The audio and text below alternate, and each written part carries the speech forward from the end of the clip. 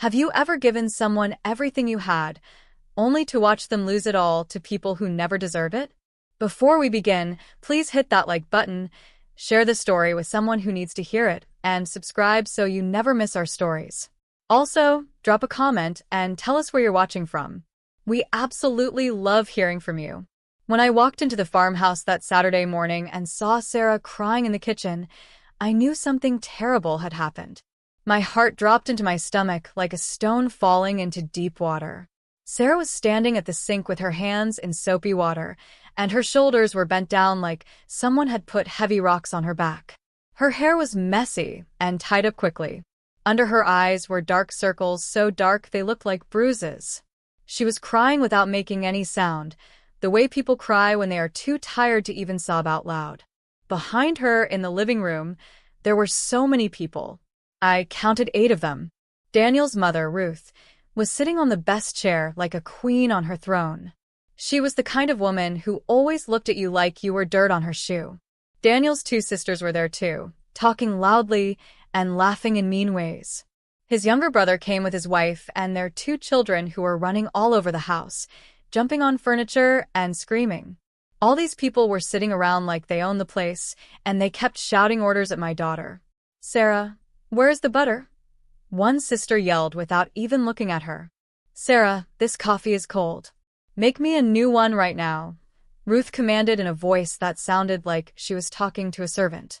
"Sarah, the children need snacks." "Hurry up," the brother's wife added. My daughter moved from the kitchen to the living room and back again like a ghost floating through her own house. She obeyed every single order. She cleaned every dirty dish. She listened to every mean comment without saying a word back. And I stood there in the doorway, feeling anger grow inside me like a fire starting small and then getting bigger and bigger. This was not what I wanted when I bought this farmhouse. This was not the dream I had for my Sarah. Let me tell you how we got here. It had been 1 year and 6 months since Sarah escaped from her first marriage. She had been married to that man for 18 long years. He never hit her with his hands, but he hurt her in other ways that left scars you could not see. He ignored her for weeks like she was invisible. He told her she was stupid and useless. He said she ruined his life and that everything bad was her fault. For 18 years, Sarah believed him. She thought she was the problem. When she finally found the courage to ask for a divorce, he took everything from her. The house they bought together became his house. The money they saved together became his money. Even the car I had given her for her 30th birthday, he kept it. Sarah came to my house with only 2 suitcases and a heart broken into a million pieces. For months after that, I watched my daughter walk through my home like she was not really there. She did not know what to do with her life anymore. She did not know how to start again at 43 years old. Every night, I heard her crying in the guest bedroom, and it broke my heart into pieces too. She thought her chance for happiness was gone forever. She thought she would never have her own home or her own family or her own place in this world. I am her mother. I am a woman who has fought my own battles and survived my own storms. I decided I had to do something to help her. I had $45,000 saved in the bank. That money came from 30 years of working hard as an accountant. I saved a little bit every month, even when it was hard. That money was supposed to be for my retirement for my old age, so I would not have to ask anyone for help when I got too old to work. But when I saw Sarah so broken and sad, I knew that money had a bigger purpose. My daughter needed it more than I needed a comfortable retirement. I started looking for a place she could call her own. After searching for 2 months, I found this farmhouse just outside the city. It was not fancy or big, but it was beautiful in a simple way. It had 5 acres of land with apple trees and peach trees. The house had 3 bedrooms, a big kitchen with windows that looked out at a lovely garden with flowers and vegetables. The price was $52,000. I only had $45,000, so I had to borrow $7,000 from the bank. I did not care about the loan. I did not care about my retirement anymore. When I gave Sarah the keys to that farmhouse and I saw her face light up for the first time in months, I knew I had made the right choice. "Is it really mine, Mom?" she asked me with tears running down her face. Her hands were shaking as she held the keys. It is yours and only yours, I told her, holding her tight in my arms. This is a place where you can start your life again. A place where nobody can make you feel small or worthless ever again. That day, we both cried together, but they were happy tears. Sarah had hope again. She had a future again. She spent weeks fixing up the farmhouse, painting the walls in bright colors, planting flowers in the garden, making it into a real home. I watched her come back to life, like a flower that finally got water after a long drought. She was happy. She was free. She was herself again. But then she met Daniel. Sarah met Daniel at the farmer's market 6 months after she moved into the farmhouse. She had gone there to sell some vegetables from her garden and some jars of homemade jam. Daniel was there buying flowers for his office. He was tall with kind eyes and a warm smile. He complimented her jam and said it reminded him of his grandmother's cooking. They talked for an hour that day, and Sarah came home glowing with happiness. "Mom, I met someone," she told me on the phone that evening. Her voice sounded light and excited, like a young girl with her first crush. "He is so nice and gentle. He listened to everything I said. He made me laugh." I was happy for her. After everything she had been through, she deserved to meet someone good. Daniel started visiting the farmhouse every weekend. He brought flowers and helped her fix things around the property. He painted the fence. He repaired the broken step on the porch. He seemed perfect. But looking back now, I realize everything moved too fast. Way too fast. They had only known each other for 3 months when Daniel proposed. Sarah called me crying happy tears. "He loves me, Mom. He really loves me. He says he wants to spend his life with me." I felt worried in my chest, like a small alarm bell ringing, but I pushed that feeling away. I thought I was just being an overprotective mother. I thought Sarah deserved this happiness after all her suffering. The wedding happened just 2 months later. It was small and simple in the farmhouse garden under the apple trees. Sarah wore a simple white dress and looked more beautiful than I had ever seen her. Daniel's family came to the wedding, and that was the first time I met Ruth, his mother. Ruth did not smile much during the ceremony. She kept looking around the farmhouse with sharp eyes, like she was counting everything and writing it down in her mind. When I tried to talk to her, she was polite but cold. "This is a nice little property," she said to me. "Daniel has always wanted to live in the country." Something about the way she said it made my skin feel cold, but I told myself I was imagining things. After the wedding, Daniel moved into the farmhouse with Sarah. For the first month, everything seemed wonderful. Sarah called me every few days to tell me how happy she was. "Daniel is so good to me, Mom. He makes me breakfast every morning. He tells me I am beautiful. I finally feel like I am home." But then Daniel's family started visiting. First, it was just Ruth coming for Sunday lunch. Then the sisters started dropping by on Saturdays. Then the brother and his wife came with their children for the weekend. Then they all started coming together every single weekend, sometimes arriving on Friday evening and not leaving until Monday morning. At first, Sarah did not complain. She tried to be a good hostess and a good daughter-in-law. She cooked big meals for everyone. She cleaned up after them. She let the children play wherever they wanted, even when they broke her things. But I could hear the tiredness in her voice when she called me. "They come so often, Mom," she told me one Tuesday evening. "And they never ask if it is okay. They just show up with bags and food and expect me to take care of everything." Ruth rearranged my kitchen cabinets last weekend. She said I was doing it all wrong. Daniel's sisters go through my closet and borrow my clothes without asking.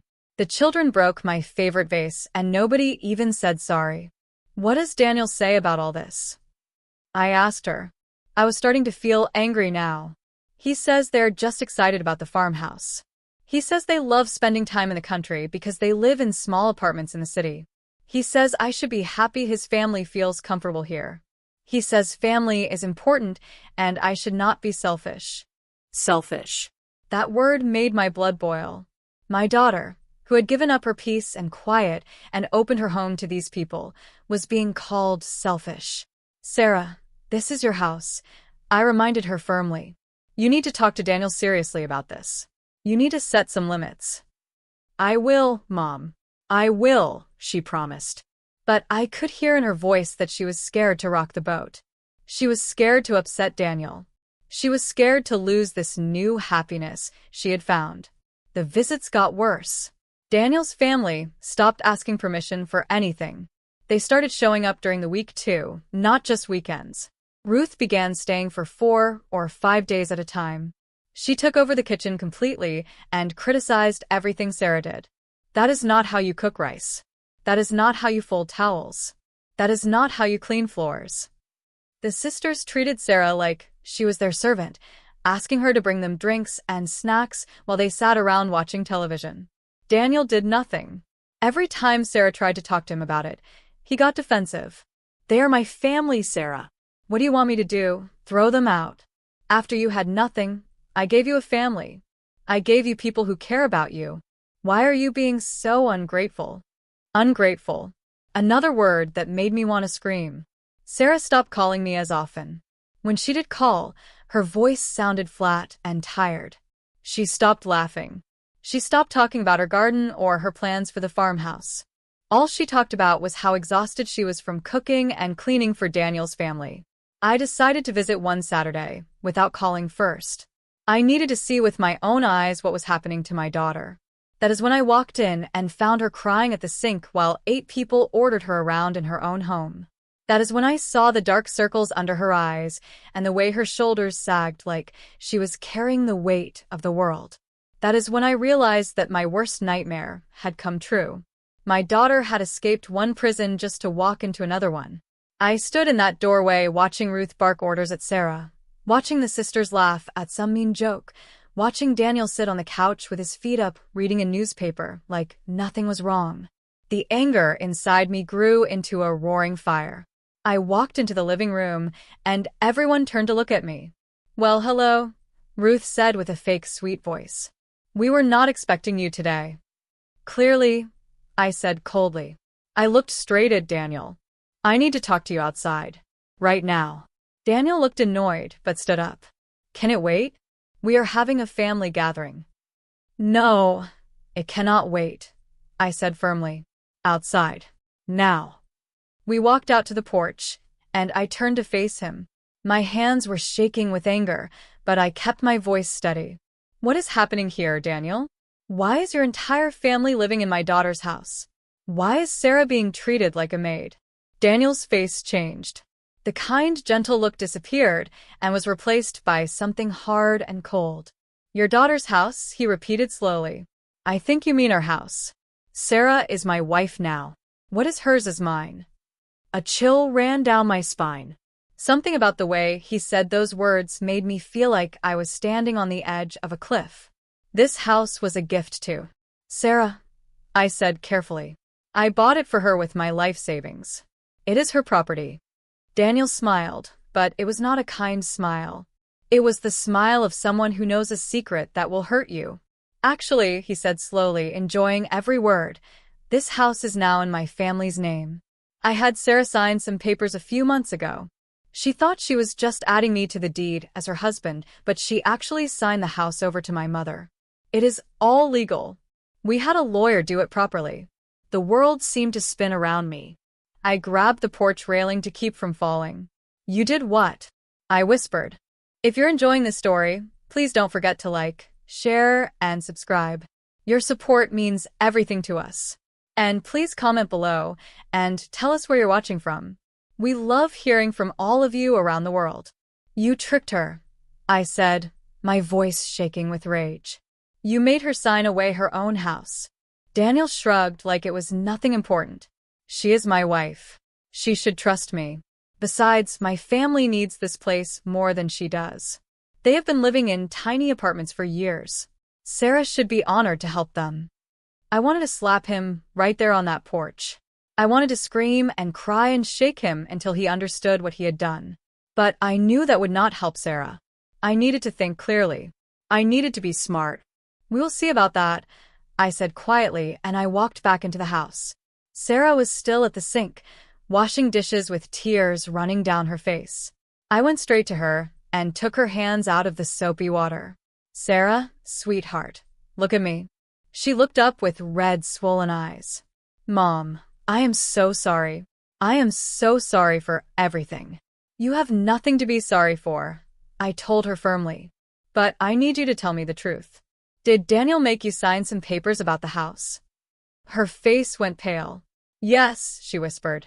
About 3 months ago. He said it was just to add his name to the deed, because we were married. He said it was normal for married couples. He said it would protect me if anything happened to him. Did you read the papers before you signed them? She shook her head, and fresh tears spilled down her cheeks. I trusted him, Mom. He said it was just a formality. The lawyer was his family's lawyer, and everyone was so nice and friendly. I thought I was doing the right thing. My heart broke into 1,000 pieces, but I could not fall apart now. Sarah needed me to be strong. Listen to me carefully, I said, holding her face in my hands. We're going to fix this. I am going to call my lawyer friend, Margaret. She is the best lawyer I know. We're going to fight this, and we're going to get your house back. But what if we cannot? Sarah sobbed. What if it is too late? What if I really did sign it all away? Then we will deal with that when it happens, I said. But right now you need to pack a bag. You're coming home with me today. I cannot just leave, Sarah said, looking scared. Daniel will be so angry. His family will think I am terrible. I do not care what they think, I said loudly enough for everyone in the living room to hear. And you should not care either. These people have used you and lied to you. You owe them nothing. Ruth appeared in the kitchen doorway with her arms crossed. What is all this drama about? She asked in a sugary voice that was really full of poison. Sarah, dear, your mother seems upset. Maybe she should go home and rest. I turned to face her, and I let all my anger show on my face. You knew, didn't you? You knew your son was tricking my daughter into signing away her house. You probably planned the whole thing from the beginning. Ruth's fake sweet smile disappeared. Her face became hard and mean. That girl had more than she deserved. A woman her age, divorced, with nothing to offer. My son gave her a second chance at life. The least she could do is share what she has with his family. We deserve this house. We need it. She had everything before your son took it from her. I shot back. I bought this house with my life savings. Every single dollar came from my hard work. And you people waltzed in here and stole it. We did not steal anything, Ruth said coldly. Everything was legal. Sarah signed the papers willingly. She gave us the house because she loves Daniel and wants to make his family happy. It is too late to change your mind now.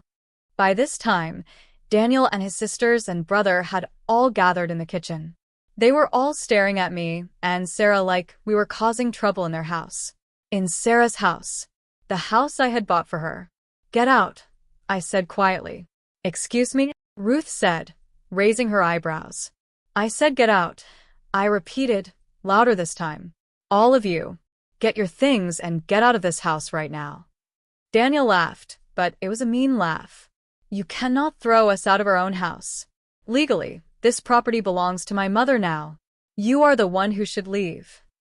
We will see what the law says about fraud and manipulation, I said. I am calling my lawyer today. And if I find out you tricked Sarah into signing those papers, you will all be in serious trouble. I pulled out my phone right there and called Margaret. She answered on the second ring. Margaret, I need your help urgently, I said.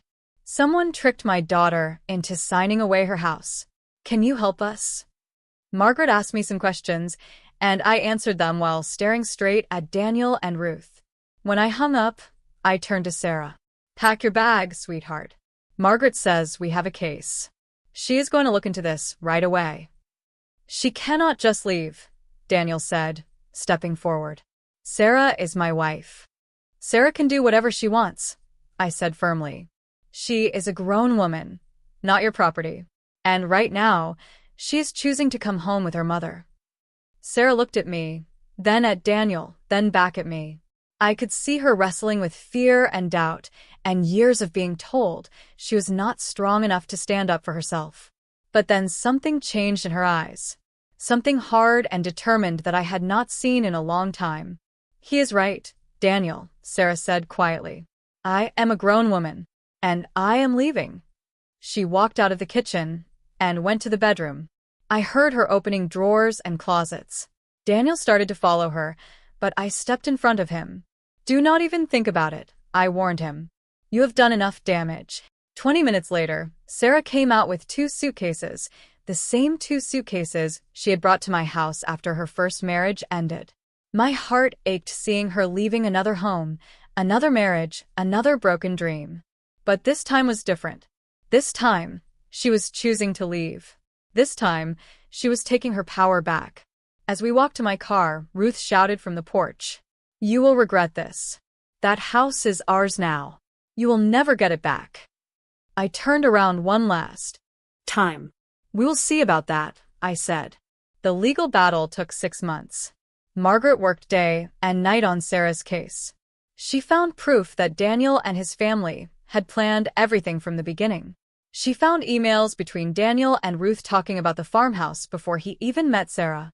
She found evidence that the lawyer who handled the papers was Ruth's cousin and had deliberately made the documents confusing so Sarah would not understand what she was signing. The judge was furious when he heard all the evidence. He called it a clear case of fraud and elder abuse, even though Sarah was not elderly. He said that Daniel had manipulated a vulnerable woman who was recovering from a traumatic divorce. He ordered the house to be returned to Sarah immediately. He also ordered Daniel and his family to pay for all the legal fees and to pay Sarah $20,000 in damages for emotional distress. The day we got the farmhouse back, Sarah and I drove there together. Daniel and his entire family had moved out, but they had left the place in terrible condition. There was garbage everywhere. Some furniture was broken. The garden was overgrown with weeds. But none of that mattered.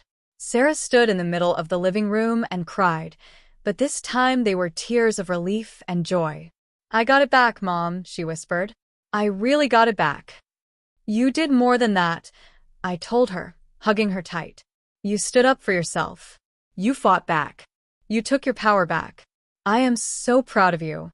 It took us 3 months to clean up and repair everything Daniel's family had damaged. Sarah worked harder than I had ever seen her work. She painted every wall. She planted new flowers in the garden. She fixed everything that was broken. And slowly, the farmhouse became beautiful again.